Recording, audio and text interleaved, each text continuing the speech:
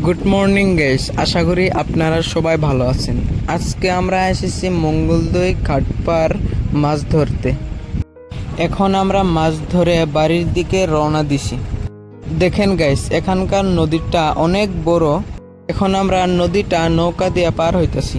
এখন আমরা প্রায় পৌঁছে গেছি। এখন আমরা নৌকা থেকে নামতেছি, কারণ বাড়িতে যাব এখন।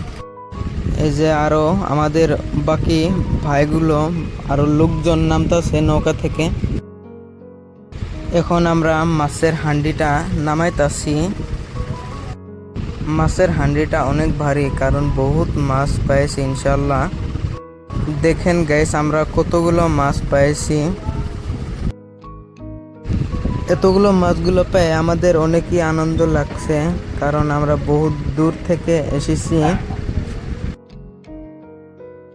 এখন আমরা নৌকা থেকে নামলাম, নেমে দেখি আমাদের পাশে আরো বড় একটা অনেক বড় নৌকা। সেটাই দেখার জন্য একটু এগিয়ে এলাম। দেখেন গাইস, কত বড় একটা নৌকা। দেখেন নৌকাটা কিরকম ভাবে বানানো হচ্ছে।